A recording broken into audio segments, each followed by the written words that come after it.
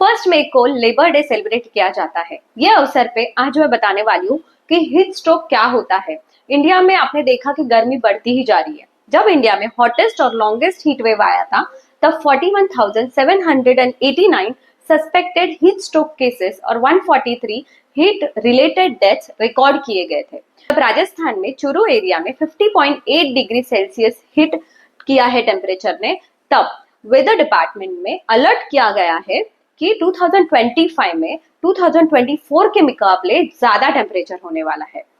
आज हम लोग बात करेंगे कि ये हीट स्ट्रोक क्या होता है, उसके क्या कॉजेस है, क्या सिम्टम्स, क्या ट्रीटमेंट है और कैसे प्रिवेंट किया जा सकता है। Hi, this is doctor Charu and welcome to tech health mantra channel. आपकी बॉडी टेम्परेचर, जो आपका नॉर्मल बॉडी का टेम्परेचर होता है, वो 37 डिग्री सेल्सियस या 98.6 डिग्री फ़ारेनहाइट होता है। जब ये बॉडी ओवरहीटेड होती है, यानी temperature 40 degree Celsius, 42, 45 degree Celsius पहुंच जाता है और अपनी बॉडी उसे ठंडा नहीं कर सकती है, तब ये हीट स्ट्रोक के शिकार हो सकते हैं। यूजुअली ये टेम्परेचर कौन मेंटेन करता है? तो बॉडी का थर्मो रेगुलेशन सिस्टम। इसमें क्या क्या इंक्लूड होता है? तो आपके ब्रेन का एक छोटा पार्ट होता है जो है hypothalamus, circulatory system, sweat glands and skin. ये मेंटेन करता है बॉडी का फिक्स टेम्परेचर। अगर सराउंडिंग टेम्परेचर ज्यादा हो या कम हो, आपके बॉडी का फिक्स टेम्परेचर रहेगा 37 डिग्री सेल्सियस। अगर आपके बॉडी का टेम्परेचर बढ़ जाता है तो ये घटाने की कोशिश करता है, और अगर आपके बॉडी का टेम्परेचर घट जाता है तो ये बढ़ाने की कोशिश करता है। फॉर एग्जाम्पल, अगर आपका बॉडी का टेम्परेचर बढ़ गया है तो क्या होता है? स्वेटिंग मैकेनिज्म एक्टिवेट हो जाती है, आपको पसीना आने लगता है और उसकी वजह से आपकी बॉडी ठंडी हो जाती है और बॉडी का टेम्परेचर कम होता है। जब ये कूलिंग कैपेसिटी बंद हो जाती है, स्वेटिंग मैकेनिज्म बंद हो जाता है, कभी जब आपकी बॉडी बहुत ज्यादा हीट प्रोड्यूस करता है, बहुत ज्यादा, जैसे 40 degree celsius to 40 to 45 degree celsius हो जाता है, तभी स्वेटिंग मैकेनिज्म बंद हो जाती है, कूलिंग कैपेसिटी, जो कूलिंग एबिलिटी है, वो बंद हो जाती है और तब होता है पेशेंट को हीट स्ट्रोक। हीट स्ट्रोक किस किस में अफेक्ट करता है? तो सबसे पहले तो बच्चे जो प्लेग्राउंड पे कंटिन्यूसली खेलते हैं, फिर लेबर्स, वर्कर्स जो कंस्ट्रक्शन साइट पे काम करते हैं, जो डिलीवरी पर्सन्स जो यूजुअली डिलीवरी इतने गर्मी में यहाँ से वहां जाके डिलीवरी करते रहते हैं, और मेडिकल रिप्रेजेंटेटिव, ट्रैफिक पुलिस, जो भी लोग इतने गर्मी में आउटडोर एक्टिविटी करते हैं और उनका जॉब प्रोफाइल ऐसा है, वो हीट स्ट्रोक के शिकार हो सकते हैं। इसके सिम्टम्स क्या क्या होते हैं, इसके बारे में हम लोग बात करेंगे। तो यूजुअली पेशेंट को हेडेक, नौशिया, क्रैम्प्स आते हैं, या फिर एक्सट्रीमली थर्स्टी फील होता है, फ्लश और हॉट स्किन हो जाता है, फिर उसके बाद ड्राई और स्वॉलन टंग होता है, और वो डिसओरिएंटेड हो सकते हैं, डिलीरियस हो सकते हैं, और उनका स्पीच भी स्लर्ड हो सकता है। यूजुअली हीट में ज्यादा काम करने से पेशेंट को हीट क्रैम्प्स आ सकते हैं, हीट एग्जॉशन हो सकता है, या फिर हीट स्ट्रोक हो सकता है। हीट एग्जॉशन में यूजुअली बॉडी का टेम्परेचर 40 डिग्री सेल्सियस तक बढ़ता है। रेगुलेशन सिस्टम है बॉडी का, वो इंटैक्ट रहता है, यानी बॉडी टेम्परेचर मेंटेन कर सकती है, और सीएनएस फंक्शन है वो भी इंटैक्ट रहता है। इसमें स्वेटिंग मैकेनिज्म काम करता है और बॉडी की जो कूलिंग सिस्टम एबिलिटी है वो भी काम करती है। इसमें यूजुअली पैथोफिजियोलॉजी क्या है? तो वाजोडाइलेटेशन होता है ब्लड वेसल्स का। इसके वजह से आपका पल्स वीक हो जाता है, ब्लड प्रेशर ड्रॉप हो जाता है, 90/60 से कम हो जाता है, और पेशेंट को सिम्टम्स आते हैं जैसे कि डीजीनेस, नौशिया, वॉमिटिंग, डिहाइड्रेशन, और स्किन जो है वो ड्राई हॉट दिखने लगती है, बहुत ज्यादा प्यास लगती है।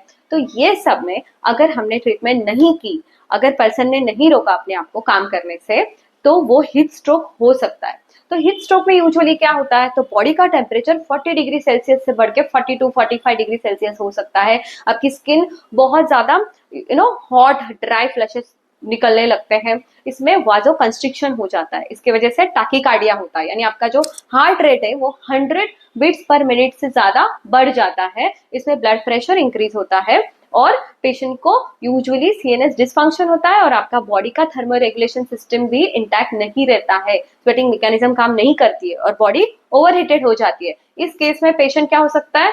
डिसओरिएंटेड होता है, चक्कर आने लगती है, अनकॉन्शियस हो सकता है, बेहोश हो सकता है। तो इसमें हम लोग क्या ट्रीटमेंट कर सकते हैं? तो यूजुअली 2 चीजें कर सकते हैं। एक तो बॉडी का जो टेम्परेचर बहुत बड़ा है उसे हम कम कर सकते हैं, और जो डिहाइड्रेशन है, जो शरीर का पानी का लेवल कम हुआ है, उसे हमें करेक्ट करना होता है। तो इसमें हमें क्या क्या करना चाहिए? तो सबसे पहले जो पर्सन को ये हीट स्ट्रोक के शिकार हुए हैं, हीट एग्जॉशन हुआ है, उनको ठंडी जगह पे छांव में लेकर जाना चाहिए, उनको फैन के नीचे बिठाना चाहिए, कोई ठंडी जगह पे बिठाना चाहिए या फिर कूलर के सामने रखो उनको। उनके अगर कपड़े टाइट है तो उसे लूज करो, तो जैसे कि उनके अंदर हवा जा सके, उनको थोड़ा सा ठंडा लग सके। फिर आइस पैक से या फिर टॉवेल ठंडे पानी में डुबा के उनको रब करना है। कहाँ पे? माथे पे, हाथों पे, पैरों पे, पीठ पे, गले पे, अंडर आर्म्स पे, यानी ओवरऑल बॉडी पे आपको उनको स्पॉन्जिंग करना है, कोल्ड स्पॉन्जिंग करना है, जिससे बॉडी का टेम्परेचर कम होने में हेल्प हो सकती है। इसके बाद डिहाइड्रेशन ठीक करने के लिए क्या करना चाहिए? सबसे इंपॉर्टेंट, जब भी पानी का लेवल शरीर में बहुत कम होता है तो पेशेंट को पानी पिलाना चाहिए सबसे पहले। उसके साथ साथ तुम ORS दे सकते हो, ओरल रिहाइड्रेशन सोल्यूशन। वो हर केमिस्ट में अवेलेबल होता है या फिर हर साइट पे अवेलेबल होना चाहिए जहाँ पे वर्कर्स काम करते हैं। थर्ड थिंग, इलेक्ट्रोलाइट पाउडर दे सकते हो 1 ग्लास पानी में मिला के, इससे आपका इलेक्ट्रोलाइट बैलेंस ठीक हो जाएगा। सो यूजुअली आपको क्या अवॉइड करना चाहिए? तो शुगरी ड्रिंक्स अवॉइड करने चाहिए। क्यों? क्योंकि इससे बॉडी में डिहाइड्रेशन ज्यादा हो सकता है। जब बॉडी का ग्लूकोज लेवल बढ़ जाता है तभी रिलीज होता है प्रोस्टाग्लैंडिन, जो ट्रिगर होता है और बॉडी टेम्परेचर और बढ़ाता है और जिससे डिहाइड्रेशन ज्यादा हो सकता है। इसके लिए शुगरी ड्रिंक बिल्कुल नहीं लेना है। ओके, फिर पेशेंट को धीरे धीरे पानी पिला सकते हैं।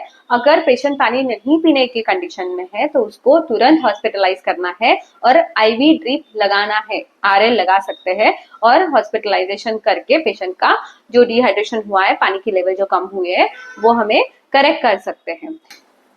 सो ये हीट स्ट्रोक से बचने के लिए आपको क्या प्रिवेंशन करना चाहिए? तो सबसे पहले आपको लूज कॉटन कपड़े पहनने चाहिए, फिर पानी बहुत सारा पीना चाहिए। प्यास लगने की वेट नहीं करनी, प्यास लगने के पहले ही पानी पीना है और अपने आप को हाइड्रेट करते रहना है। अगर आपके बॉडी को कवर करना है, यूजुअली हेड को स्कार्फ या कैप से कवर करना है, अम्ब्रेला यूज करना है, सनबर्न से प्रोटेक्ट करने के लिए सनस्क्रीन SPF यूज करना है, फिर ब्रेक्स लेकर काम करना चाहिए। आपको ऐसा कोई भी सिम्टम दिखाई देगा हीट एग्जॉशन का, अगर आपको कोई भी तकलीफ हो रही है तो आपके सुपरवाइजर को आपको इन्फॉर्म करना है। बच्चे अगर है तो पेरेंट्स को इन्फॉर्म करना है। अगर कोई आउटडोर एक्टिविटी करना है तो उसे रोक के अपने आप को छांव में लेके जाना है और हाइड्रेट करना है, और इसे आपके हेल्थ को हीट से बचाना है। अगर आपको ये वीडियो यूजफुल लगे तो मेरे चैनल को सब्सक्राइब कीजिए। Thanks for watching my video. This is me, doctor Charu, signing off.